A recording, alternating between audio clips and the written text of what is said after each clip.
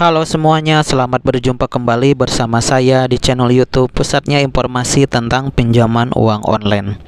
Oke, untuk di video kali ini saya mau share lagi kepada Anda semua pengalaman saya pinjam uang di Kredinesia.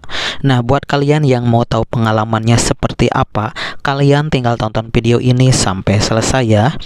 Tapi sebelum mulai ke videonya, saya minta dukungannya dulu buat channel ini. Caranya dengan klik dulu tombol subscribe dan aktifkan juga tombol loncengnya agar kalian semua gak ketinggalan informasi menarik selanjutnya dari channel ini. Di video kali ini saya akan menceritakan pengalaman pinjam uang di Kredinesia secara lengkap dan jujur, mulai dari proses pendaftaran, syarat pengajuan hingga pencairan dana ke rekening.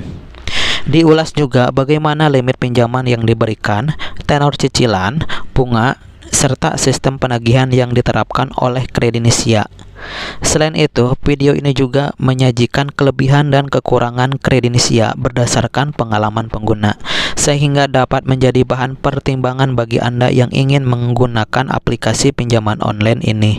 Dan video ini cocok ditonton bagi yang mencari informasi apakah Kredinesia aman, legal, dan layak digunakan sebagai solusi kebutuhan dana cepat. Awalnya saya memutuskan pinjam uang di Kredinesia karena sedang butuh dana cepat untuk keperluan mendesak. Setelah mencari beberapa aplikasi pinjaman online, akhirnya saya mencoba Kredinesia karena prosesnya terlihat simpel dan bisa diajukan langsung lewat aplikasi. Langkah pertama yang saya lakukan adalah mengunduh aplikasi Kredinesia dan melakukan pendaftaran. Proses registrasinya cukup mudah, hanya perlu mengisi data diri sesuai KTP, mengunggah foto identitas, dan melengkapi informasi pekerjaan. Tidak butuh waktu lama, pengajuan saya langsung diproses oleh sistem.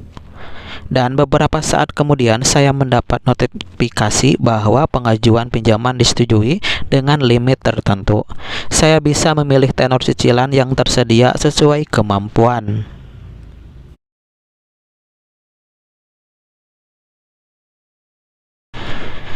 Dulu waktu itu saya pinjam uang sebesar 1.600.000 dengan jumlah periodenya selama 4 periode. Nah, untuk per periodenya 15 hari. Untuk bunga hariannya sebesar 0,1%.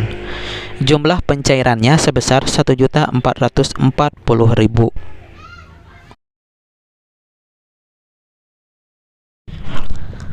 Setelah menyetujui detail pinjaman, dana langsung dicairkan ke rekening saya.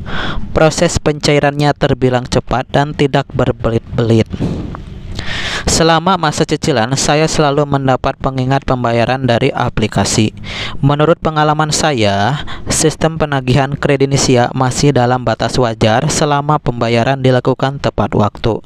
Tidak ada terlalu berlebihan selama kita disiplin membayar sesuai jadwal. Sementara untuk kelebihan Kredinesia yaitu Kredinesia adalah pinjaman online yang legal dan diawasi oleh otoritas jasa keuangan serta tergabung di AFPI sehingga mengikuti aturan fintech lending yang berlaku di Indonesia. Selanjutnya, untuk proses pendaftaran dan pengajuan pinjaman dilakukan sepenuhnya lewat aplikasi. Cukup unggah KTP dan selfie, tidak perlu selip gaji. Selanjutnya, banyak pengguna melaporkan pengajuan pinjaman disetujui dengan cepat dan dana langsung ditransfer ke rekening setelah disetujui. Dan karena proses cepat dan syarat sederhana, aplikasi ini cocok untuk yang butuh dana mendesak dalam jumlah kecil sampai menengah. Dan untuk kekurangan Kredinesia yaitu walau transparan, bunga hariannya misalnya 0,4% per hari, tetap bisa terasa tinggi jika dibandingkan pinjaman bank konvensional, terutama kalau tenor diperpanjang. Limit pinjaman awal seringkali relatif kecil dan kenaikan limit selanjutnya tergantung catatan pembayaran kamu.